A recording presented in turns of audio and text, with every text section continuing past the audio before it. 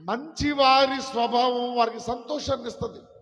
అంటే ఎవరు నిజంగా నేను మనస్సాక్షితో కూడా నేను బాగా ఉన్నానని అనుకుంటారో వారికి ఏం కలుగుతుందమ్మా? సంతోషం. నిజంగా నీ మనస్సాక్షి నీకు నేరారోపణ చేస్తుందా?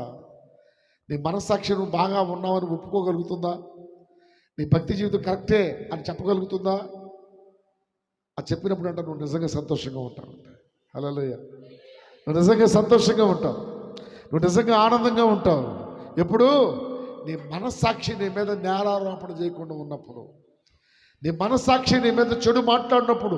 మరొకరు ఎవరో మాట్లాడనక్కర్లేదు, నీ మనస్సాక్షే మాట్లాడుతుంది. నువ్వు కరెక్ట్గా ఉన్నావా లేవా? నీ భక్తి జీవితం కరెక్ట్గా ఉందా? నీ విశ్వాసం కరెక్ట్గా ఉందా? నీ ప్రార్థన వ్యర్థమవుతుందా? దేవుడు ఆలకిస్తున్నాడు. దేవునికి స్తోత్రం. హల్లెలూయా. ఎవరి స్వభావం వాళ్ళకి సంతోషాన్ని ఇస్తుంది. నువ్వు నీతిలో ఉంటే నీకు నిజంగా సంతోషం కలుగుతుంది.